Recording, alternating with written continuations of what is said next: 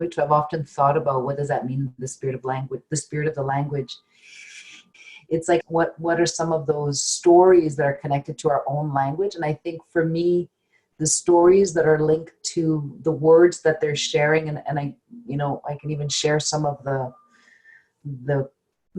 project that we've worked on and the language tools that we've come up with. So now I'm just like wanting those little stories. My uncle remembers his little boy, he's 10 years old, they're in Prince Albert, Saskatchewan, walking on the street, and Meme stops, she's talking to a First Nation, a Cree woman, and they have a full conversation in Neo. There would be Plains Cree, a full conversation. So that back home in that area, it's the Michif that is in relation to the French language, because that's who the people were there settling, and that's how Métis people are, in relation.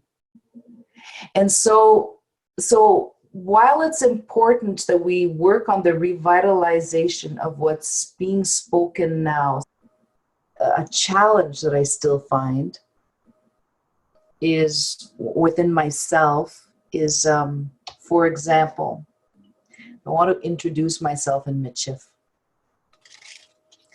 And so I've been practicing and kind of back at Litab, and it's like, oh, is this, oh, my mother wouldn't have done this.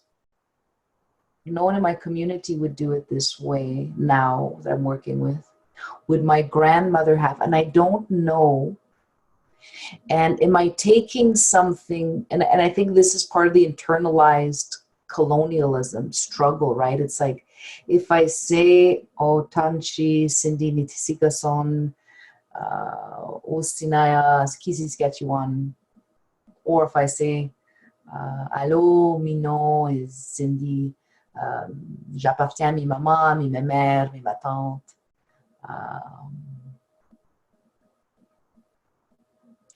Okay? So there's two different ways right there, right? And I know my brother, Michif brother, would say, not one is right or not one is wrong. They're both part of being Michif. They're both Michif. They're both, so there's still this like mental, it's like, oh, but am I?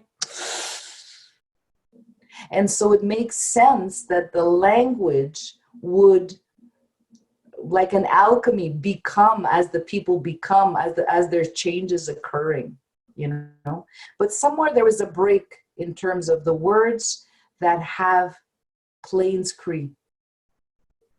And something shifted where if it was connected to the Cree, that was Indian.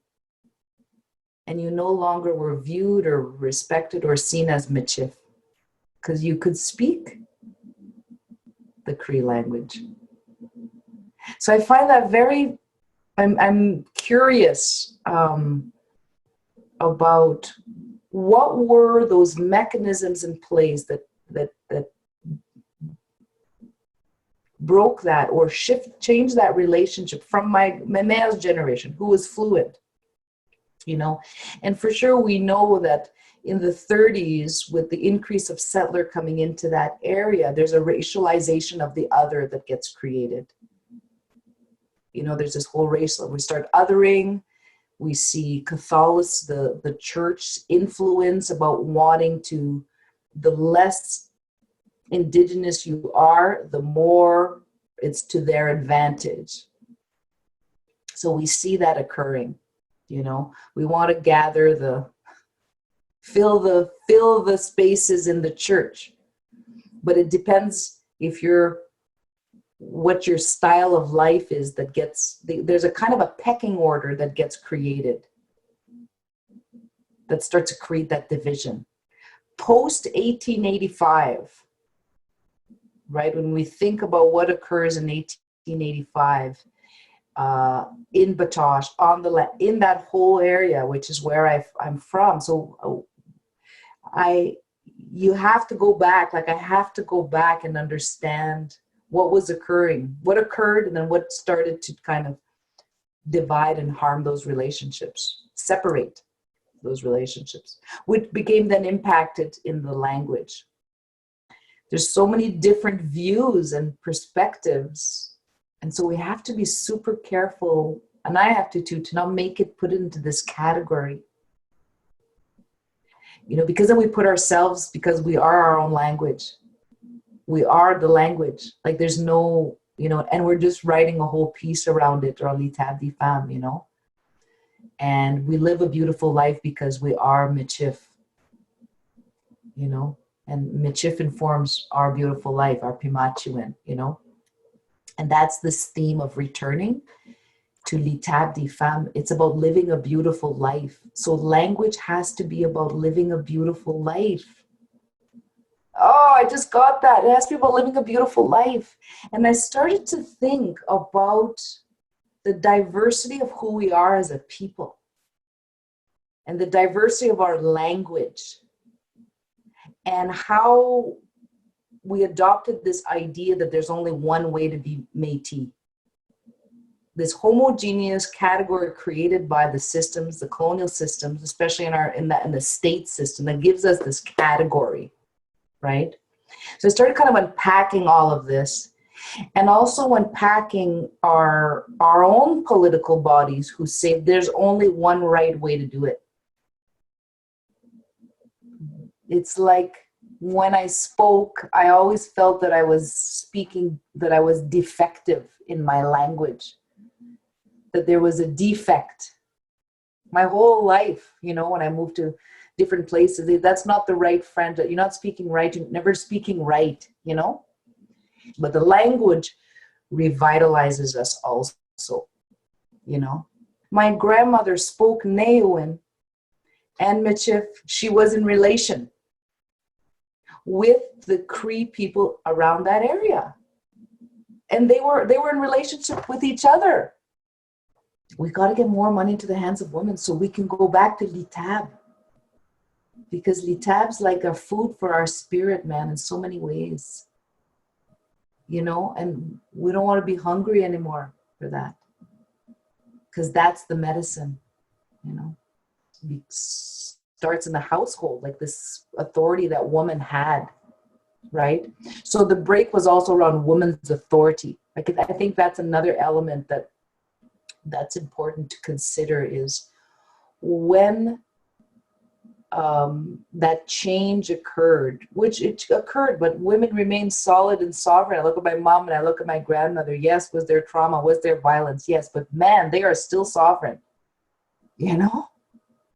They're full of dignity and they're full of sovereignty, you know?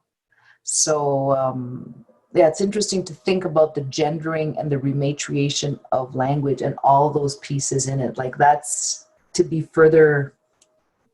And I think that in this work, we kind of shatter the defect. It's like, no, there's nothing defective about us, you know? And I worked with a young student, and she, a whole Michif language project in Lac Saint Anne here. And her title of her project was Michif Words That Sticks. It's like, oh yeah, what are those words that stuck inside our bellies, you know?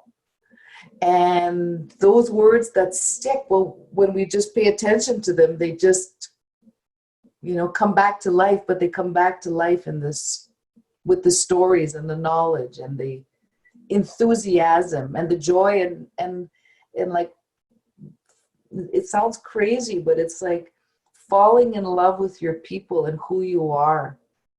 It's like, oh, it's like, man, I just love, like, it was like this, it's just like, wow, this is what it's about. And not only proud, but man, just like love your people and your land and who you are. And it's like, so yeah, and returning to l'État, then it's like a new generation will just, that will be normal for them. I see it happening from my memes, my great-grandmothers, to myself and the next generations. They're growing up already loving being Michif, you know? Might not fully understand the complexities or what or how or, you know, but it doesn't even matter, you know? It doesn't even matter because there's something inside of them that is just vibrant, you know? There are many ways to express Michif. And so I'd say, you know what, you just tell them you speak Michif. And right away, her spirit would lift, you know? I say, if you're speaking the language of your grandma, of your mère, and your mama, and me, ma tante, you know? And right away, oh, her spirit would lift. And it happened. We could energetically feel our spirit be lifted. And physically also, right? So yes, some things are lost, but some things that are just still so vibrant and still so there.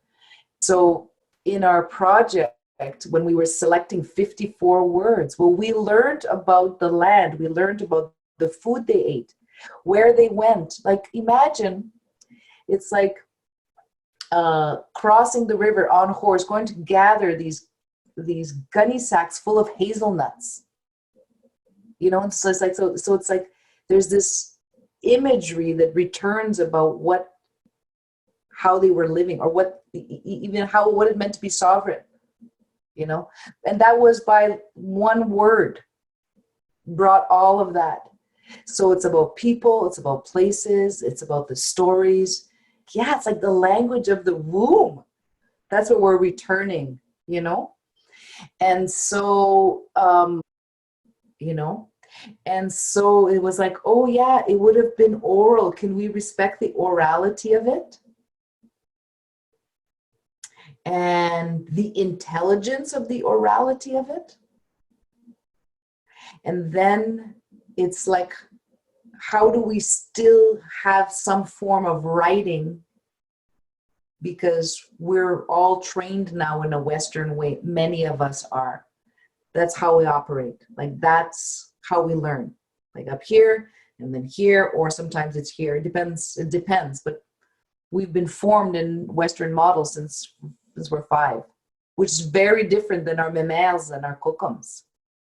It's like it's orality, and I need to see the word. And then it's done when I've seen it. When it's inside of me, it's good, you know? Or hear it. I'm learning that it's one and the same. We are our language, but our language is who we are as a people. I'm like, oh, so when we go back to these words, we are repairing, we're returning to our kin. We're actually, I'm not sure repairing, but that's kind of the word that's coming, is repairing. I don't want to assume it's broken, but something did break, right? Something did break.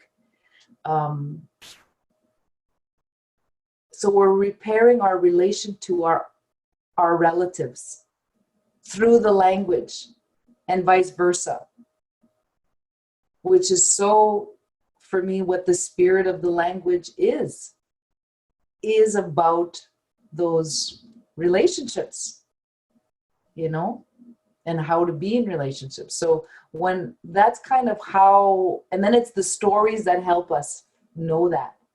Because I was sitting with a beautiful Michif woman that I've been working with, and she's an auntie, and she says, oh, when her mother and had her friends and they were visiting and they didn't want us to hear what we were saying, they spoke in Cree.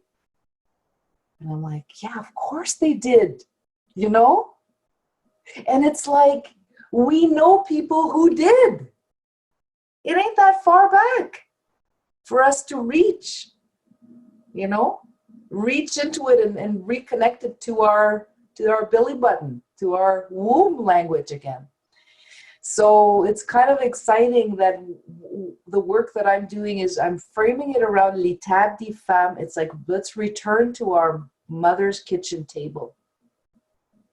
And let's practice that sovereignty, because there's sovereignty in that language.